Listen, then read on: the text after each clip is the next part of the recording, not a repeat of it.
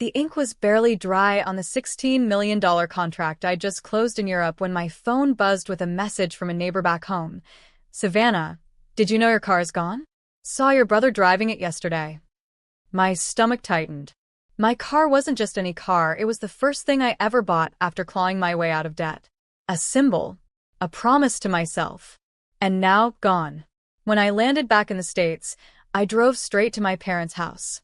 The moment I walked through the door, I saw it in my mother's eyes, guilt, carefully disguised as authority. He needed it more, she said flatly. You've always had enough. Always had enough. Those words cut deeper than any betrayal before. As if my success erased the years I spent eating instant noodles, working 3 jobs, wearing the same shoes until the soles gave out. As if my victories made me undeserving of respect. My brother stood behind her, smug, arms crossed. He didn't even flinch. To him, my possessions, my effort, my sacrifices, they were all fair game. Because the golden child never had to earn. I looked at them both, every muscle in my body coiled tight, my suitcase still at my feet. And then I spoke. 6 words. That was all it took. Her face fell. My brother's smirk vanished. And the room went silent. My name is Valerie Kane, 31 years old. And if you think this story is about a car, you're wrong. This is about what happens when the family that belittled your worth finally learns that everything comes with a price. The air in the room was heavy, my suitcase still by the door, their eyes burning into me. My mother's chin was lifted high, like she had just performed a noble act. My brother leaned against the wall, smug, waiting for me to explode. Instead, I looked her in the eye and said the 6 words that drained the color from her face. The deal wasn't in my name. Her lips parted. My brother frowned, confusion flickering across his smug grin. I let the silence hang for a moment, then dropped my passport on the table, the embossed logo glinting under the light. Everything you saw online? The $16 million? It wasn't mine. It was secured under the company's name. And do you know what that means? My brother shifted uneasily. What are you talking about? I stepped closer, my voice low, sharp, deliberate. It means I had nothing liquid in my name during that trip. Not a house. Not a car. Not even that vehicle you so generously pawned. Mom's face twisted. You're lying. I pulled out my phone, tapped once, and let the bank statement glow on the screen. Empty accounts. Zeros. Nothing to take. Nothing to steal. You thought you were pawning my car? You pawned collateral tied to a European contract worth more than this entire neighborhood. Her hand flew to her mouth. My brother cursed under his breath. I smiled faintly. So, tell me, when the auditors come knocking, who should I send them to? You? Or him? The room went still. No one breathed. For the first time, they realized I wasn't the one who'd lost something. They were. The next morning, the calls began. Not from my parents, not from my brother, but from the bank. Miss Kane, we're calling regarding collateral listed under your vehicle registration. It seems there was an unauthorized pawn transaction. We'll need clarification immediately. I sipped my coffee, staring out at the skyline from my apartment window. Oh, I'll clarify, I said calmly. But you'll need to speak directly with the parties who pawned it. I wasn't even in the country. The line went quiet. So, you're saying your family acted without your consent? Yes, I replied. And I have documentation to prove it. By noon, 2 auditors were already knocking on my parents' door. I didn't have to be there to see the panic. I had cameras installed years ago, and the footage streamed directly to my phone. My mother's voice, usually so sharp, was trembling. There must be some mistake. It was just a car, my daughter has plenty. The auditor's response was flat, professional, merciless. Ma'am, the car is tied to an international transaction. This isn't just a vehicle, it's contractual property. Do you understand the seriousness of this? My brother stepped in, trying to bluster his way through. Look, we'll pay it back. We'll fix it. She won't press charges. But that's where he was wrong. I hit record on my phone and captured every word. His desperation, his admission, my mother's silence as she realized what they had done. That evening, I walked back into their house, the same room where she'd told me I'd always had enough. Now, the walls were quiet, the pride drained from their faces. I set my phone on the table, hit play, and let them hear their own downfall. This time, I said softly, the price won't be mine to pay. The recording ended, the room heavy with the sound of their own voices condemning them. My brother slammed his fist against the table. You wouldn't dare turn that over. You'd ruin your own family. I leaned back, calm, deliberate.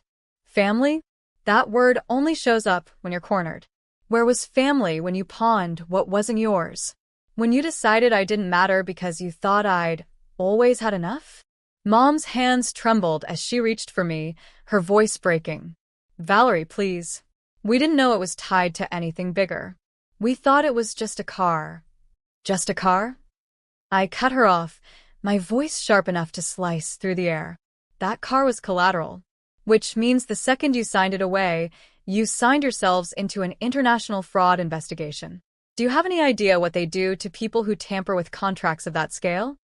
Dad, who had been silent until now, finally spoke, his voice low and cold. You'll fix this. You have the connections. You have the money. We raised you. We deserve that much. I laughed, bitter and humorless. You didn't raise me. You drained me. And you never saw the difference. For the first time, I saw something flicker in my brother's eyes, fear. He knew this wasn't just about money. It was about power, reputation, freedom. And all of it was slipping through his hands. I stood, collecting my phone, the faint glow of the screen reflecting on their stunned faces. I'll give the auditors everything they need. Every document. Every recording. Every lie you've told. Mom whispered, Valerie, please. But I was already walking to the door. You took what was mine. Now I'll take what you think can never be touched. The next 48 hours moved like a storm. Auditors dug through the paperwork. My brother's signature showed up on the pawn slips, sloppy but undeniable. My mother's name was scrawled beside his, listed as guarantor. They hadn't just touched my property, they had committed fraud in black ink. My phone rang nonstop. Mom, Dad, my brother, calls I ignored. Then came the texts, switching from desperate to venomous in a heartbeat. Don't do this, Valerie. We're blood. If you give them that recording, you'll regret it. You've always been selfish. Selfish. That word nearly made me laugh. Where was their outrage when I was living out of my car at 22, scraping change to eat, while every extra dollar in the family went into my brother's business ventures? Where was family then? By noon, I sat across from the auditors in their downtown office. I slid my phone across the polished table and hit play. Their eyes sharpened as my brother's voice filled the room. Look, we'll pay it back. She won't press charges. One of the auditors leaned back, folding his hands. Thank you, Ms. Kane. This will accelerate the process. They can't wriggle out of this now. When I left, my phone buzzed again. This time it was my sister-in-law. If you ruin him, you ruin all of us. I typed back one line. He ruined himself. I'm just not cleaning it up this time. That night, I poured a glass of wine and stood by my window, watching the city lights shimmer. For years, I had been the safety net they trampled on. Not anymore. I'd given the truth to people who couldn't be bribed, manipulated, or guilted into silence. And tomorrow, the fallout would begin. The headlines came faster than I expected. Local business owner under fraud investigation. Family accused of unauthorized collateral scheme. And right beneath the bold letters was my brother's face. Pale, stiff, his once proud grin replaced with the look of a man cornered. My mother's name appeared too, listed as guarantor. By the afternoon, the phone calls stopped. Not from them. Those kept coming, but from mutual friends, from distant relatives, from business contacts who had once bragged about knowing the Kane family. Their tone had shifted overnight. Valerie, I had no idea. You don't deserve this.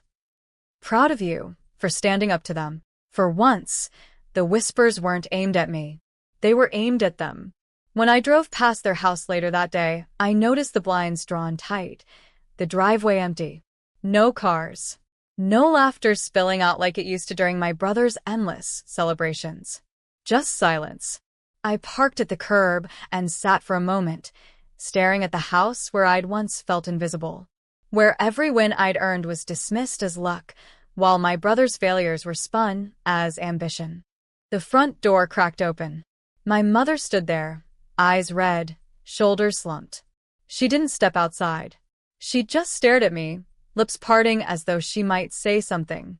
An apology? A plea? I'll never know, because I started the car and drove away before she could speak. That night, as I walked through my own apartment, I realized something important. Their empire had never been built on love. It was built on appearances, manipulation, and taking whatever wasn't nailed down. And now, piece by piece, it was collapsing. The begging began 3 days later. My phone lit up with a string of messages from Mom, each one more frantic than the last. "Valerie, please, you don't understand what this is doing to us. Your brother could lose everything, his business, his marriage. We're your family. Stop this before it's too late." Too late. The phrase made me smirk. Too late was my 23rd birthday, when they left me alone with a grocery store cupcake while they threw a party for my brother's new venture. Too late was every time they told me, "You'll be fine," while funneling everything into him. Too late was pawning my car behind my back.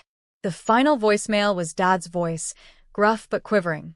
"Valerie, you've made your point. Don't drag our name through the mud. We can fix this. Just give us the chance." But there was no fixing this. Not anymore. That evening, I attended a gala hosted by the very company I'd secured the $16 million deal for. The CEO raised his glass in my honor, praising my work ethic, my loyalty, my brilliance under pressure. Applause echoed through the ballroom, and for the first time in years, I felt seen. Not as someone's daughter, not as someone's sister, but as me.